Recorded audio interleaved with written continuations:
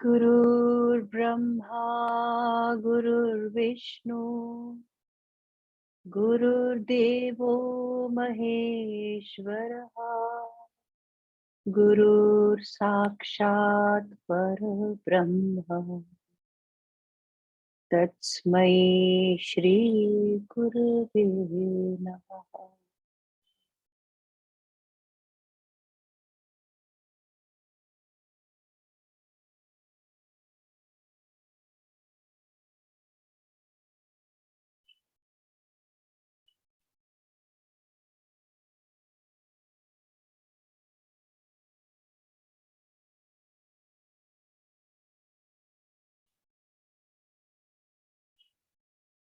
उदालका की कहानी में हमने देखा, वशिष्ठ जी ने बताया श्री राम को कि जैसे उदालका ने अपने प्रयास से, अपने पुरुषार्थ से, अपने चिंतन से, इंक्वायरी से ये अवस्था पाली, आत्मज्ञान की अवस्था, ऐसे ही तुम भी हर समय इस विचार शक्ति को अपनाओ और आत्म और अनात्म वस्तुओं में भेद करके शांत होकर जियो। क्योंकि आत्म वस्तु का कभी कोई ना लाभ है ना हानि है, वो तो सब में एक है। लेकिन ये अनात्म वस्तुओं में जब मन फंसा होता है तो मन अशांत रहता है, कभी भी शांत नहीं हो सकता। तब राम जी ने कहा कि आत्मज्ञान पाने के बाद देखा गया है, कुछ लोग तो अपने स्वाभाविक कर्मों में लगे रहते हैं, कर्म योग में लगे रहते हैं, तरह तरह के कर्म करते हैं, जैसे राजा जनक को हमने देखा, और भी बहुत सारे। और कुछ ऐसे होते हैं जो फिर संसार से कुछ नाता ही नहीं रखते और समाधि में स्थित रहते हैं। इनमें से कौन से ज्यादा अच्छे हैं? श्री राम का प्रश्न है ये। कौन से ज्यादा अच्छे? तब वशिष्ठ जी ने कहा, समाधि है क्या, पहले ये देखना होगा। जिस व्यक्ति के लिए सब पदार्थ, सब वो वस्तु, व्यक्ति, परिस्थिति जिसको वो देख सकता है, वो अनात्म है। वो उसमें अपना मन नहीं डालता और मन पूरी तरह से शांत है, आत्मज्ञान के साथ पूरी तरह से दृढ़ता से जो आत्मज्ञान में स्थित है, ऐसा व्यक्ति कुछ करे या ना करे, उसका आत्मज्ञान तो वही रहता है, उसमें कोई अंतर नहीं। चाहे वो दुनिया भर के काम करे, हम लोगों की दृष्टि में वो खाता पीता रोता हंसता सब कर सकता है, लेकिन कोई भी चीज उसको अंदर के स्तर पर कुछ नहीं छू रहा ऐसे व्यक्ति को। क्या केवल आंखें बंद करके चुप होकर बैठने से ही समाधि लगती है? भग राम जी को पूछते हैं उनके गुरु।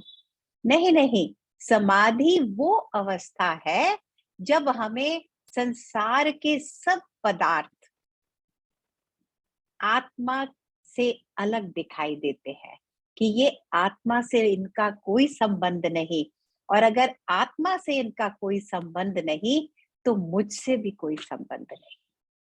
ना ये मेरे लिए हैं, ना मैं इनके लिए हूं।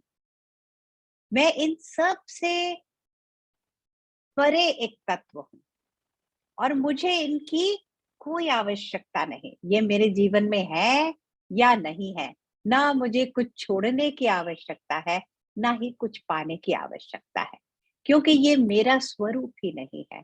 तो वो व्यक्ति समाधि में ही है, चाहे वो कुछ भी कर रहा हो। तो यहाँ समाधि का बहुत पूर्ण परिभाषा हमें मिल रही है।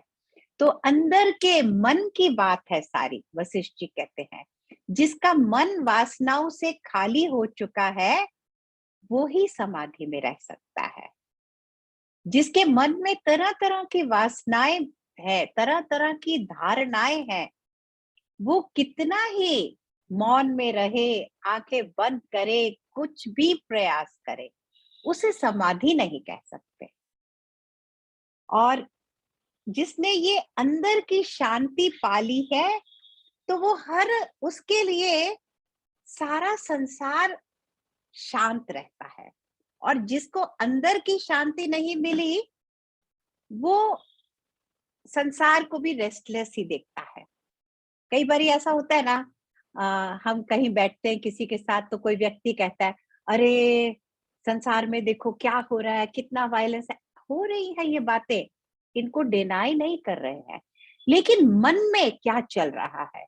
अगर जिसके मन में जो जो चलता है, उसको वो दिखाई देने लगता है। जैसी दृष्टि वैसी सृष्टि।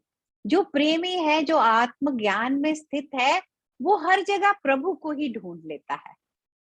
हर परिस्थिति में वो भगवान को याद करता है, चाहे वो अनुकूल परिस्थिति हो, चाहे उसके विपरीत परिस्थिति हो।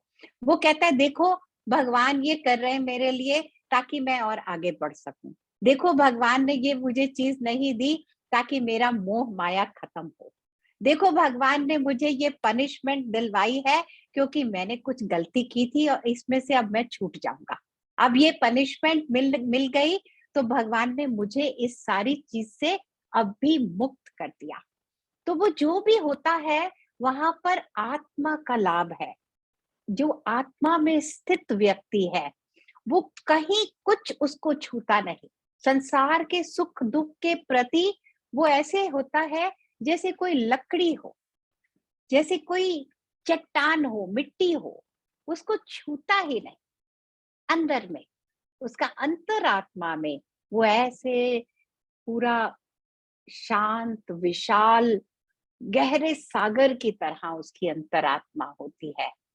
और वशिष्ठ जी कहते हैं कि जो अज्ञानी लोग हैं, वो इसीलिए इस संसार को सच मान बैठते हैं, क्योंकि हमें लगेगा ना, क्या कारण है, इतना अंतर कैसे आ गया दृष्टि में।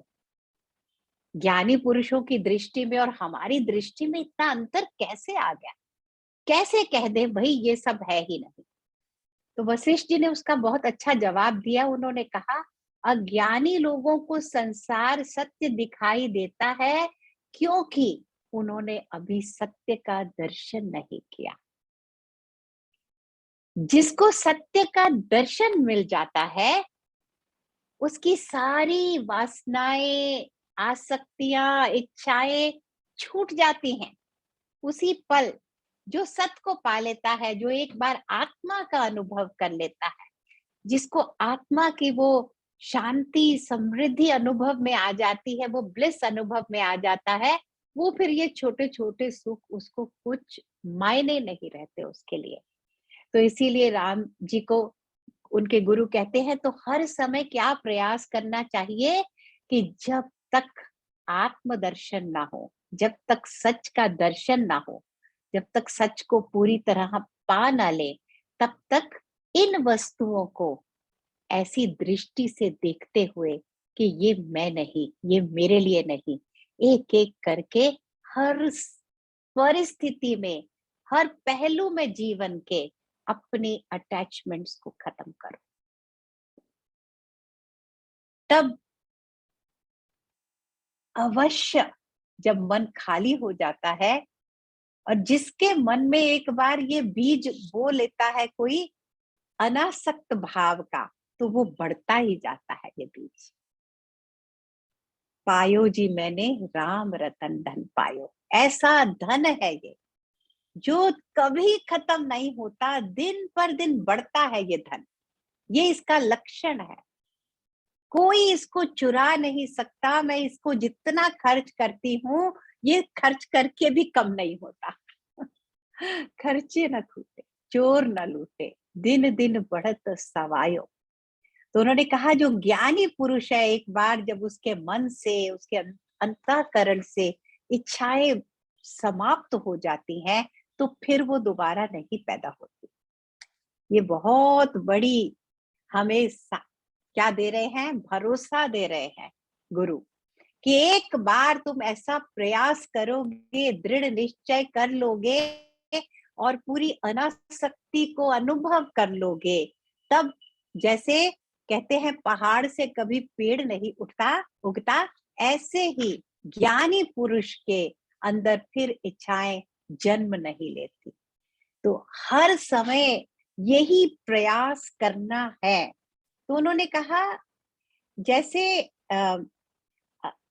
अगर हम इस पूरे संसार को ऐसे देखें, यही जीवन है, बस यही है हमारे लिए, इसी के लिए हम पैदा हुए हैं, यही भोगने के लिए हमारा जीवन है, तो ऐसे ही जीवन अंत हो जाएगा और ये संसार ऐसा ही हमें अनुभव आता रहेगा।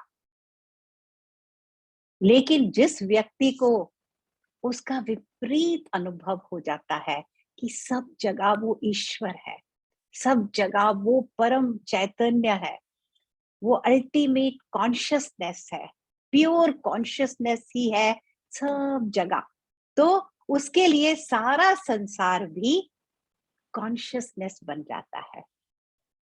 एक चीज बहुत सटल है और एक चीज बहुत ग्रॉस है। जो अंदर मन में चल रहा है उसी के कारण हम एक्ट करते हैं, उसी पर हम एक्ट करते हैं। ऐसा ही नियम है जीवन का। कोई यहाँ हानि, लाभ, यश, अपयश, पनिशमेंट, रिवॉर्ड कुछ है ही नहीं, एक चैतन्य ही है।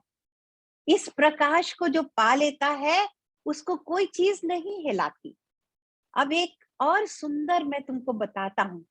वशिष्ठ जी कहते हैं, एक राजा की कहानी सुनाता हूँ। सुरगु उनका नाम है। कैलाश पर्वत के नीचे एक प्रांत है, वहां के वो राजा है, बहुत प्रतिभाशाली, ज्ञानी, विवेकी, सबके प्रति न्याय पूर्वक करने वाले काम। एक बार क्या हुआ, क्योंकि वो राजा थे तो उनके कर्म क्या थे, जो कोई पाप करते थे उनको पनिश करना और कुछ लोगों को पुरस्कृत करना। तो ये करने करने में एक बार उनके मन पे ये भारीपन आ गया कि जिन लोगों को मेरे द्वारा, जिनको कोई जेल हुआ या जो भी पनिशमेंट मिली, तो वो उनका जो दुख है वो मेरी आत्मा में चिपक रहा है। मैं भी वो कर्म का भागी बनता जा रहा हूं, जिसको भी मैं दंड देता हूं। तो वो उनके अंदर ही कहीं वो उस बात को लेकर मन भारी होने लग गया। तब अपने गुरु मंडव्य जी से उन्होंने बात की। मंडव्य जी से कहा कि मैं सब करते हुए भी आजकल मेरा मन बहुत चिंतित रहता है। मुझे लगता है कि इन सब कर्मों को मैं भी कहीं ना कहीं भोगूंगा जब मैं ऐसे कर्म करता हूँ, और मुझे करने तो पड़ते हैं, मैं राजा हूँ, ये मेरा काम है। तब मांडव्य जी ने कहा, जिसके मन में जो आत्मज्ञान में स्थित नहीं है उसका मन दुर्बल होने लगता है। छोटे छोटे चीजों से वो घबराने लगता है मन। ये निशानी क्या है? आत्मज्ञान में स्थिति न होने से ही हम ऐसा देखते हैं, मैं ये कर रहा हूं, मैं इसको दंड देता हूं, मैं इसको पुरस्कार देता हूं। अगर तुम आत्मज्ञान की दृष्टि में देखोगे तो यहाँ कौन है? किसको तुमने दंड दिया? किसको तुमने पुरस्कार दिया? कौन हो तुम स्वयं? कोई भी नहीं है। यहाँ पर हमें क्या याद आ रहा है? भगवत गीता का वो अध्याय जहां अर्जुन कह रहे हैं, मैं अपने प्रियजनों को कैसे उनसे युद्ध करूं। तब भगवान ने कहा, कौन है तुम्हारे सामने खड़ा? तुम हो कौन? तो जब ऐसी परिस्थितियां आती है ना जीवन में, जहां पे इतना मन में कॉन्फ्लिक्ट आ जाता है, संघर्ष आ जाता है, हम आगे रास्ता नहीं तय कर पाते, तब एक ही चीज है जो हमें हेल्प कर सकती है, वो है आत्मदर्शन। आत्मा और अनात्मा के भेद को समझना और जी पाना, तब यही एक सहारा है हर व्यक्ति के लिए, और कोई मार्ग नहीं बचता। तब उन्होंने ऐसा संदेश दिया और वहां से चले गए उनके गुरु। उन्होंने कहा तुम चिंतन करके देखो, तुम हो कौन? ये लोग जिनके प्रति तुम इतने चिंतित हो रहे हो, तुम्हारा मन इतना विचलित हो रहा है, थोड़ा ध्यान से देखो। और जब हम ऐसे अपने अंदर जाते हैं, सिर्फ अपने से इतना ही पूछ लेते हैं ना कि ये तरह तरह के भाव मेरे अंदर उठते हैं, किसी दिन मैं बहुत खुश, किसी दिन मैं बहुत चिंतित, किसी दिन मैं बहुत उदास, ये भाव कहाँ से उठते हैं? मैं तो वही हूँ, लेकिन अलग अलग भाव आते रहते हैं। ये कहाँ से आ रहे हैं? जैसे ही हम ये प्रश्न करेंगे, हमारा मन विशाल होने लगता है, हमारी कॉन्शियसनेस एक्सपैंड करती है। तो ये अपने अंदर जाने के कारण हम बहुत सारी चीजों से छुटकारा पा जाते हैं। तो ये कहकर गुरु चले गए। तो अब सुरगु ने क्या किया? उन्होंने कहा ठीक है, गुरु ने ऐसा कहा है तो चलो मौन में बैठकर थोड़ी देर मैं भी चिंतन करता हूँ। मैं अपने बारे में जो ये राय बना के बैठा हूँ कि मैं यहाँ का राजा हूँ, मैं ये करता हूँ, तो मैं देखता हूँ मैं कौन हूँ। तब उन्होंने पूरी विचारमय दृष्टि से अपने शरीर, अपने मन, अपने भावनाओं को, अपने नगर को, अपने पोजीशन को, राजा की पोजीशन को, आसपास के लोगों को, अपने रिश्तेदारों को, जब बड़े ही विवेकपूर्ण दृष्टि से उन्होंने उसके ऊपर गहरा चिंतन किया, गहरा चिंतन, तब उन्होंने क्या कहा? सच में मैं हूं ही नहीं। मैंने बहुत कोशिश की अपने को ढूंढने की, मेरे शरीर में, मेरे पैरों में, मेरे बाजू में, मेरे अंदर जो खून बह रहा है, जो मेरे अंदर सारी ये फ्लैश है, बोन्स हैं, ये सब मैं कहीं भी तो नहीं हूं। मैं अपने को कहीं भी नहीं पा रहा। और अगर मैं नहीं हूं, तो ये सब लोग भी ऐसे ही है ना जैसे मैं बना हुआ हूं। शरीर है क्या? एक पिलो कवर है, जैसे हमारा है ऐसे ही सबका है। तो उसी समय उनके अंदर एक गहरा वैराग्य जाग गया और वो ध्यान में चले गए, समाधि में चले गए, और बहुत पूरी तरह से सारी वासनाओं से, सारे कॉन्सेप्ट से, जो उन्होंने अपने लिए कॉन्सेप्ट्स बनाए थे ना, ये कर्म करना वाला है, ये कर्म करने से ऐसा होगा, वो सब उससे मुक्त हो गए। और फिर आराम से बहुत ही विवेकपूर्ण पूरे वैराग्य के साथ अपने सारे राजपाट के कर्म करते थे, लेकिन अंदर का मन पूरी तरह से मुक्त था। कोई भी चीज करते हुए उन्हें ना ग्लानि होती थी, न बहुत हर्ष होता था। ऐसे बहुत समय तक ऐसा जब हुआ, तो एक दिन क्या कहते हैं, उन्हें उनके एक पुराने मित्र मिले जिनका नाम था परिगा, और वो भी राजा थे किसी और जगह के। उनका ये जो बीच का आपस का वार्तालाप है, ये थोड़ा और आगे इसी ज्ञान को हमें बहुत सुंदर तरीके से बता रहा है, इसीलिए वो कहानी को आगे बढ़ाते हैं वशिष्ठ जी। तो उन्होंने कहा, जो उनके मित्र थे उनके राज्य में एक बार सूखा पड़ गया, अकाल पड़ गया, सब लोग बहुत दुखी थे। उनके दुख को देखकर परिगा इतने विचलित हो गए कि वहां से भाग उठे। वो देख नहीं पाए उस दृश्य को, जाकर जंगलों में बहुत देर तक तपस्या की, साधना की। कहते हैं कुछ न खाते थे, न पीते थे, बस जंगल के पत्ते कभी खा लिए, ऐसे अपने पूरे शरीर को उन्होंने घोर तपस्या में डाला और फिर अंततः उनके मन में भी ज्ञान का प्रकाश हुआ और वो सब चीजों को देखते हुए शांत हो गए। उनका मन शांत हो गया, स्थिर हो गया मन। तो एक दिन अचानक उनसे सुरगु के मिलना हुआ। तो सुरगु को मिलके उन्होंने कहा, कितना अच्छा लग रहा है, बहुत पुराने मित्र थे, अचानक हम मिल पड़े। देखो, उन्होंने कहा कि ये भी सब भाग्य तय करता है। कभी कभी बहुत हम क्लोज होते हैं कुछ लोगों से और लेकिन फिर अचानक उनसे कांटेक्ट छूट जाता है। लेकिन एक समय आएगा जब वो हमारी लाइफ में फिर आ जाएंगे। कुछ हमारे को बहुत इम्पोर्टेंट उनसे सीखने को मिल जाएगा। ये सब मिलना बिछुड़ना, जैसे गुरुजी भी क्या कहते हैं, हम सब वेटिंग रूम में बैठे हैं, कभी कोई आता है कभी कोई आता है।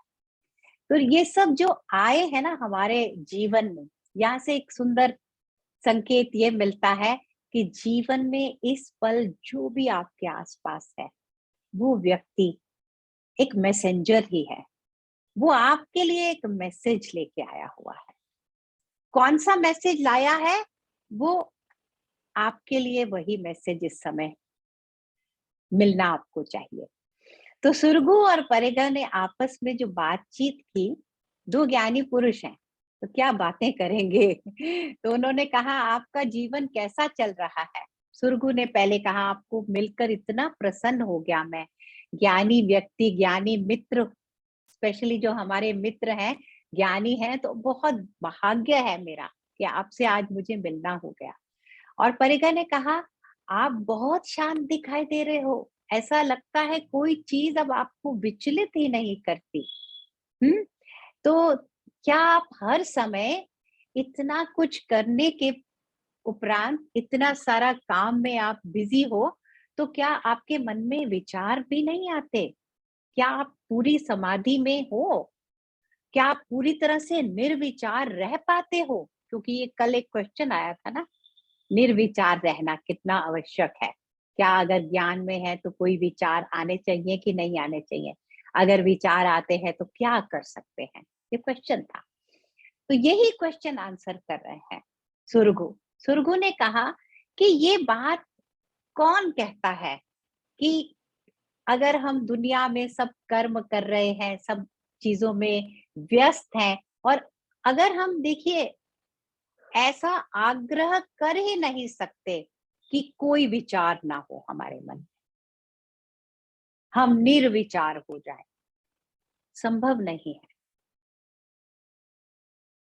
तो विचार, अगर वही बात जो दो तीन सेशंस पहले भी उठी थी कि बार बार वर्तमान में मन को रखने का प्रयास, बस जितना आवश्यकता है उतना मन में, उतना ही मन से कर्म करना है। तो उस समय मन में कोई विचार आएंगे, अगर मैंने ये करना है वो करना है। कई बार लोगों ने ये प्रश्न भी उठाए हैं इन सेशंस में कि क्या हम कुछ ना करें, हमारे कोई गोल्स ना हो, क्या हमें धन नहीं कमाना चाहिए। ये सब चीजें कर सकते हैं। उन्होंने कहा अ, तो विचार तो होंगे, विचार होने से क्या होता है, जिसको कोई अटैचमेंट नहीं है, जिसके मन में इस संसार को लेकर कोई आसक्ति नहीं है और अपनी वासनाओं से जो मुक्त हो गया है, वो चाहे जंगल में छुपकर गुफा में बैठा है या घोर कर्म में लगा हुआ है, उसके लिए दोनों अवस्थाएं एक ही है। तो काम कहाँ करना है? काम अपनी आसक्ति पे करना है, अपने इन धारणाओं पे करना है। ये ऑस्पिशियस है, ये इनऑस्पिशियस है, ये मुझे प्रिय है, ये मुझे नहीं चाहिए, और ये मेरे जीवन में मेरे भाई बंधु हैं, इनका सब ठीक ठाक होता रहे, इन्हें कोई परेशानी ना हो, इनके ऊपर कोई तकलीफ ना आए। ये सब दुनिया को बना रहे हैं, ये सब संसार पैदा कर रहे हैं, और एक बार ये संसार पैदा होने लग जाता है तो ये फैलता है बहुत जल्दी। जैसे जंगली घास होता है ना, आप अपने लॉन पे बहुत मेहनत करो, लेकिन आपने अगर जंगली घास को नहीं निकाला तो क्या होगा? सब जंगली घास बन जाएगा, वैसे ही दिखेगा हरा, लेकिन बदल जाएगी, उसकी पूरी प्रकृति बदल जाएगी। ऐसे ही अगर हम मन को काबू में नहीं रखते तो पूरी तरह से संसार ही संसार हमारे मन में समा जाता है, और हमारे रिलेशनशिप में, हमारे एक्शंस में, हमारी स्टेट ऑफ माइंड, हमारे इमोशंस पूरी तरह से उससे गवर्न होने लगते हैं। तो ये हर समय सतर्कता से रहना, हर समय, जैसे कहते हैं अग्नि जला देती है ना सब कुछ, अगर कितना भी उसके अंदर घास फूस सब डालो, बस अग्नि जला दो तो सब जल जाता है। ऐसे ही ज्ञान की अग्नि जला दो बस, और कुछ नहीं करने की जरूरत। विचार आते हैं, आने दो, कभी कभी आपके मूड्स भी आ सकते हैं।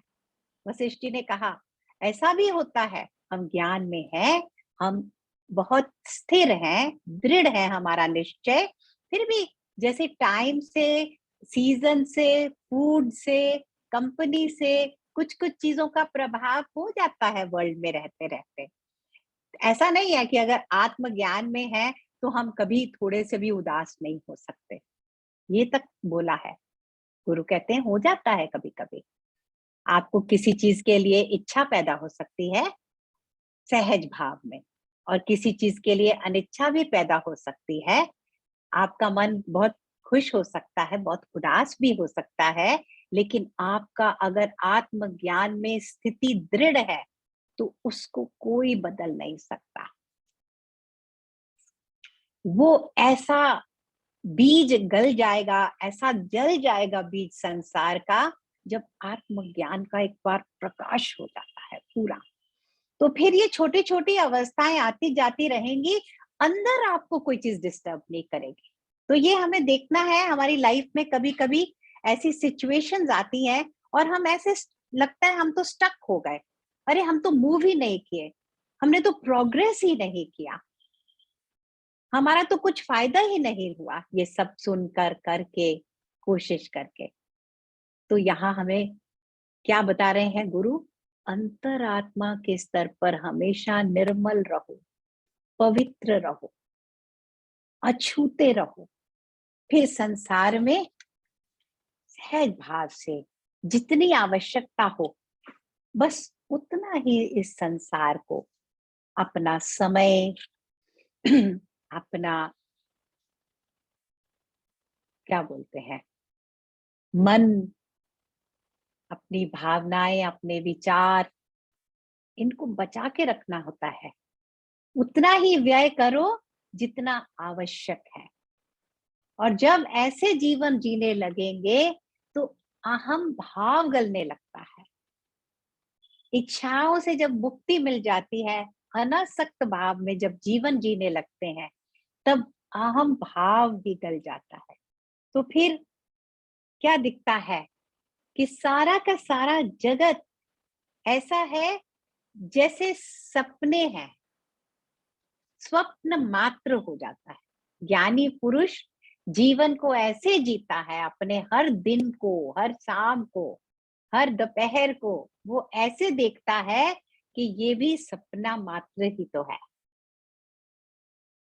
वो भी सपना था, तो रात के समय सोते समय उस सपने को त्याग दो जो दिन में देखा था, और रात के सपनों को सुबह उठकर त्याग देना है। ये त्यागना बहुत जरूरी है, पकड़ना नहीं है किसी चीज को। तो उन्होंने कहा कैसे भी करके राम जी तुम अपनी जीवात्मा को इस संसार से बाहर निकालो। एक बार बाहर निकाल लेते हैं ना, फिर अंदर वापस नहीं जाते हम। इतना मिलने लगता है ना, इतना अधिक मिलने लगता है। तो उन्होंने कहा पूरी कोशिश करके ना एक बार इस संसार से बाहर आकर खड़े हो जाओ, बाहर हो जाओ इससे, तब तुम हमेशा कभी भी वापस इस गंदगी में, इस दलदल में नहीं फंसोगे। और कैसे होगा ये सब? कैसे ये सब संभव है? वापस वही बात उन्होंने कहा, संतों का संग करो, ग्रंथों का ज्ञान अपने जीवन में रास्ता है। और रास्ते पे चलते चलते आदमी भटक जाता है। ये रास्ता हमें ना भटकने नहीं देगा, क्योंकि ये रास्ता सीधा वही जाता है। यहाँ डाइवर्शंस नहीं है इस रास्ते पे चलते हुए। अपनी मनमानी जब करने लगते हैं ना, हम तो बस स्वेच्छा से जिएंगे, तो फिर बहुत सारी डाइवर्शंस आती है। आज नहीं, कल, अभी नहीं, 3 साल बाद, अभी ये करना है, अब वो करना है। हम डिले करते हैं अपने धर्मों को, अपने सच्चे कर्मों को, फिर हम डिले करने लगते हैं। तो उन्होंने कहा, जिस पल तुम अपने शरीर को जड़ देखोगे, अनात्म भाव से देखोगे, तुम ज्ञान को पा जाओगे। इसको मूड बना के नहीं किया जा सकता कि हम सोचें हाँ हम अभी देखते हैं इसको इसको ऐसे ही देखते हैं, अभी ये जड़ है। नहीं नहीं, वो बार बार जीवन ऐसा अनुसार उसके होना चाहिए, आपके एक्शंस उसके अनुसार होने चाहिए।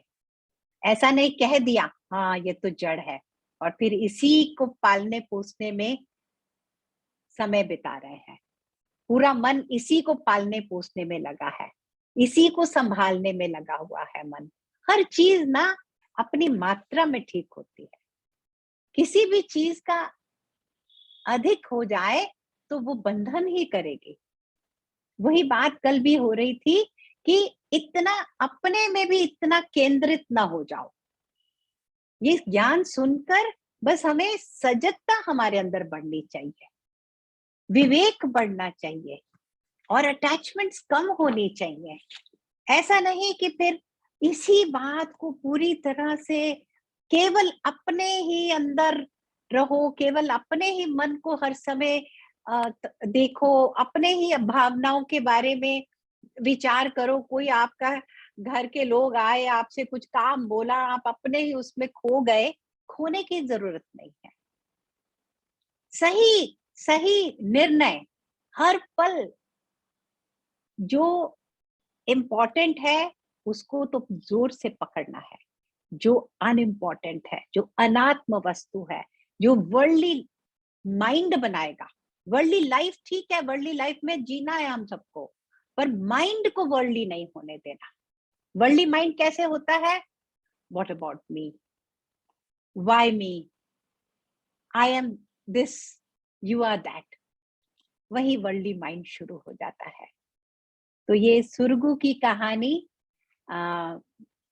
जो कल प्रश्न आए थे, मुझे लगता है पूरी तरह से इन प्रश्नों का हमें उत्तर मिलता है कि विचार हो सकते हैं। हाँ? काम हम करते रह सकते हैं, हम बिजी रह सकते हैं, किसी जगह जाने की आवश्यकता नहीं, कोई जंगलों को ढूंढने की आवश्यकता नहीं। जिसका मन खाली है वो इस भरे पूरे संसार में रहता हुआ भी एक गुफा में बैठा तपस्वी ही है। लेकिन वो गुफा जो है थोड़ी छुपा के रखनी है सबसे, उसका पता नहीं चलना चाहिए औरों को। वो हमारा सीक्रेट है। सीक्रेट इसलिए है कि ये जो सटल चीजें हैं, इनको एक दूसरे से बात करके नहीं बांटे जाती। ये अनुभव की बातें हैं। और यही वशिष्ठ जी ने राम जी को भी कहा कि जो वो अवस्था होती है उस ज्ञानी पुरुष की, जो सब काम करते हुए भी जिसका मन हमेशा खाली रहता है, जिसको किसी बात से कोई उतार चढ़ाव से जिसको कोई अंतर नहीं पड़ता, उसकी मन की अवस्था को मैं तुम्हें शब्दों में नहीं बता पाऊंगा। उस अवस्था को तुम्हें स्वयं पाना है, तभी तुम्हें पता चलेगा कि वो कितनी सुंदर, उसमें कितना, आपके लिए कितना लाभ है उसके अंदर। तीनों लोकों की संपत्ति उसके सामने कुछ नहीं है। जिसको ऐसा जीवन में ऐसा अनुभव मिल जाता है कि आसपास जो भी होता है उससे अछूते रह पाना।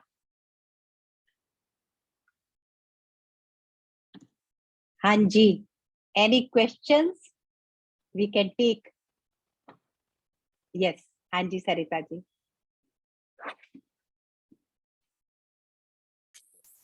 जय गुरुदेव दीदी। जय गुरुदेव।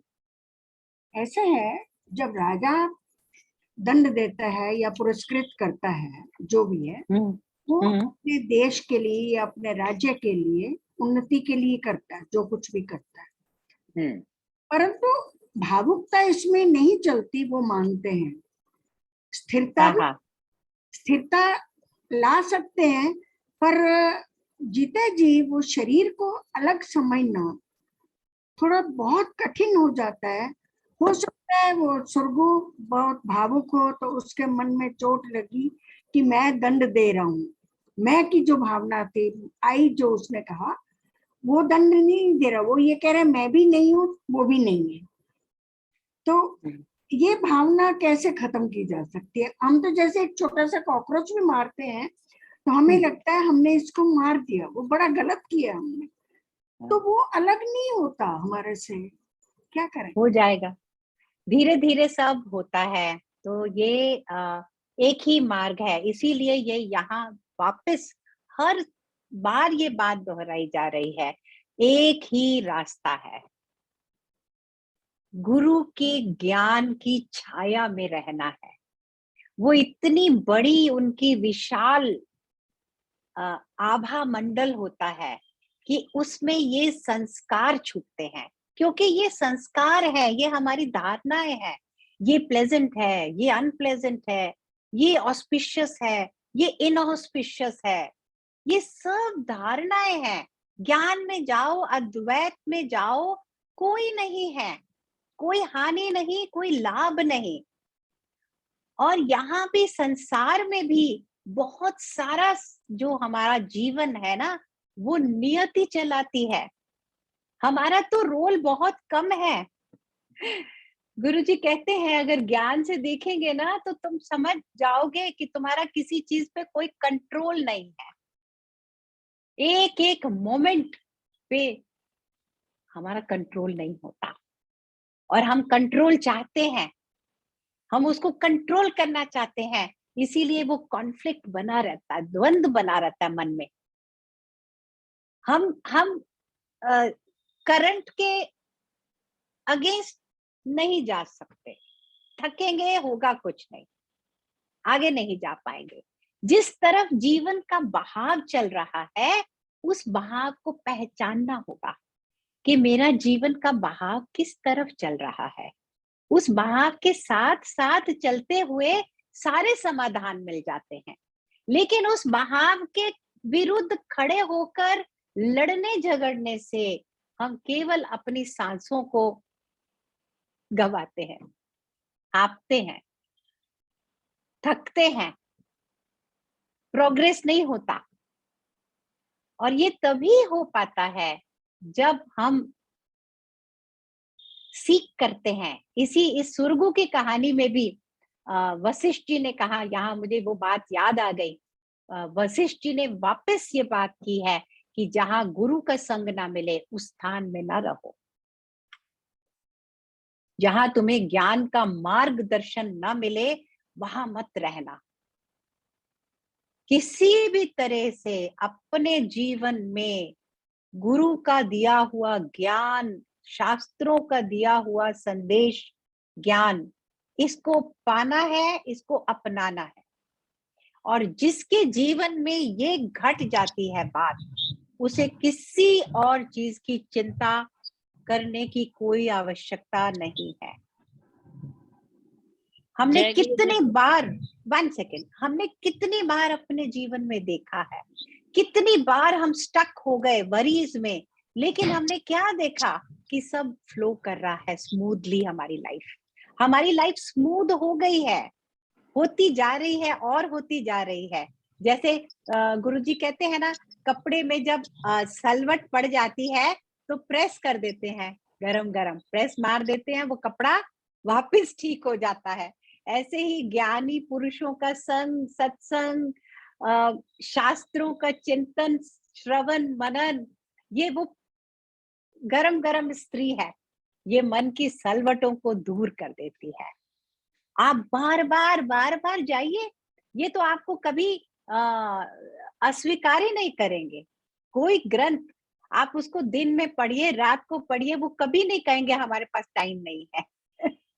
उनके पास हमेशा वो खुली खुली किताब है ना, इसीलिए कहते हैं ना open book. This is open invitation to all of us, all the scriptures, come to me, come to me, I am here, I am available to you. Vashishtha ji ने अपनी कहानी बताते हुए बताया था ना कि ब्रह्मा जी ने जब देखा कि जीवन में, संसार में लोग इतने दुखी हैं, कुछ भी और प्रयास किए दुख दूर नहीं हुआ लोगों का, तब प्रभु ने कहा तुम गुरु बन के, वशिष्ठ बन के जाओ, जब तक संसार है तुम वहां बने रहो, लोगों को हाथ पकड़ के उनका मार्गदर्शन करो। इसलिए वशिष्ठ जी ने कहा जब भी सृष्टि होती है मैं प्रकट होता हूं। तो गुरु पहले से आए हैं, हमारी प्रॉब्लम्स बाद में आती हैं, गुरु पहले से जीवन में आए होते हैं। बस हमारा मन उस तरफ लगना चाहिए। हमारा मन अगर प्रॉब्लम्स ही देखता रहेगा ना, कई बार ऐसा होता है, कुछ लोगों से बात करो, वो अपनी प्रॉब्लम्स की बात करेंगे, उनको कुछ भी गाइडेंस तो वो सुन नहीं पाते उस गाइडेंस को, वो प्रॉब्लम ही देखना चाहते हैं उस समय। चाहते वर्ड नहीं यूज करना चाहती हूँ, पर वो इतने उसमें इंटेंगल्ड होते हैं ना कि वो अवेलेबल नहीं होते फॉर द राइट मैसेज। तो ये अपॉर्चुनिटी है to become available to this possibility की विशाल दृष्टि। यही इसीलिए गुरु ने कहा जिस पल तुम अपने अंदर झांक के देखोगे, ये मेरे तरह तरह के मूड्स, ये मेरे मन के भाव, ये अलग अलग विचार कहाँ से आते जाते हैं, कभी आ रहे हैं, कभी कोई आ रहा है, कहाँ से ये उठ रहे हैं। जब ऐसे तुम दृष्टि ही डालोगे, तुम्हारा मन फैलने लगेगा। जैसे कोई स्टीम निकल जाती है ना बाहर और फैलने लगती है, ऐसे ही तुम्हारा मन फैलने लगेगा, तुम्हारा तनाव निकल जाएगा और तुम्हारी दृष्टि ऐसी विशाल हो जाएगी, तुम्हें दिखाई देने लगेगा। क्या दिखाई देने लगा? It's all temporary, it doesn't matter, this is not what I am here for. कभी कभी अपने से ये भी पूछना पड़ता है ना, मेरा आने का, मेरी जिंदगी का पर्पस क्या सिर्फ ये है कि मैं रोज अपनी प्रॉब्लम्स को देखूं, रोज लोगों को देखूं जो मेरे जीवन में प्रॉब्लम ला रहे हैं, उन्हीं की बातें करूं, उन्हीं के बारे में कंप्लेन करूं? क्या मैं कुछ और कर सकता हूं अपने इस समय के साथ, अपने इस माइंड के साथ, अपनी इस लाइफ के साथ? ये क्वेश्चन ही पूछने से आंसर मिलने लगता है। Okay, you are not here for just complaining, life is beautiful, life is precious, there's so much more we can do, so much more we can do with our time, our life. ये change, ये shift आना ही अपने में पूरा है, पूरी achievement है, क्योंकि ये हमें दिन पर दिन आगे बढ़ाती जाती है ये शिफ्ट। जब भी मन स्टक होने लगे, जब भी लगे लाइफ में बहुत सिचुएशंस ऐसी हैं इनमें हम स्टक हुए बैठे हैं, तब क्या करना है? I am not here to do this. याद रखना है मैं किस लिए हूं यहाँ पर। मेरी लाइफ में भी जब ऐसा कुछ होता है ना, तो मैं यही कहती हूँ, मैं ये करने नहीं आई। गुरुजी ने इतना सुंदर मौका दिया है, ज्ञान में रहो। ज्ञान में रहने का इससे अच्छा मौका कब मिलेगा। तो बस ये अपने को याद दिलाती हूँ और मेरा मन हल्का हो जाता है। बार बार होता है ये लाइफ में, लाइफ ऐसी ही है। किसी को भी देख लो, उनकी फैमिली लाइफ में कुछ कुछ चलता ही रहता है। किसी से कोई आशा होती है, वो पूरी नहीं होती, कोई कुछ कह देता है, कोई प्रॉब्लम्स आ जाती हैं लाइफ में। तो बस ये याद करना है, मैं यहाँ किस लिए आया हूँ, मैं यहाँ किस लिए आई हूँ। तो उसी पल हमारे अंदर एक युक्ति आ जाती है, इस सिचुएशन को कैसे हैंडल करके इसमें से आगे बढ़ जाया जाए। ये सिचुएशन हमसे बड़ी ना बन जाए, क्योंकि कोई भी सिचुएशन हमारी लाइफ से बड़ी नहीं है, और हमारी लाइफ क्या है, वो हमसे बड़ी नहीं है। है ना? तो जो जो बड़ा है जितना, उसका उसको नमस्कार करो। जय जितना गुरुदेव जितना जो दीदी। बड़ा है। हाँ जी, सॉरी बबीता जी, आप बताइए। दीदी आप निर्विचार के बारे में बोले थे ना, तो मेरा हम्म। ऑलवेज स्थिति ऐसी है कि मैं निर्विचार रहती हूँ। मुझे कोई विचार नहीं आते। जैसे मुझे प्रैक्टिकल अपनी गृहस्थी के हिसाब से जो काम करना रहता है, तो उसके लिए भी सोच के बस छोड़ देती हूँ, हाँ ये ऐसे हो जाएगा। बट टोटल निर्विचार रहती हूँ। ये क्या अवस्था बोल सकते हैं? हमें आप मिलकर सबको बताओ, सबके सर पे हाथ रखो, और क्या। हम सबको आपकी ब्लेसिंग की जरूरत है। भगवान नहीं ने चाहे बहुत कुछ कृपा भी की घर है। में ऊंचा नीचा आए या कुछ भी, मतलब जैसे दो बेटियों की शादी भी हुई, तो कहने का अर्थ है कि मतलब एक दो मेरे पहचान वाले बोले कि कैसे हो, तुमको बिल्कुल चिंता नहीं, तुम एकदम बिंदास रहती हो। तो मैंने ये भी सोचा कि ये पता नहीं कोई गुरुदेव का ही आशीर्वाद है। और बस आपसे अभी ये सुनते सुनते ऐसा लगा कि हाँ मैं तो टोटल निर्विचार रहती हूँ। कुछ भी चीज का मतलब प्लानिंग ऐसा रहता है, माइंड में सेट कर लिया, हो गया, बस छोड़ दिया, ड्रॉप कर दिया, ऐसे। ब्यूटीफुल, बहुत सुंदर, बहुत सुंदर। Yes, anybody else? नहीं तो फिर भजन सुना जाए जी।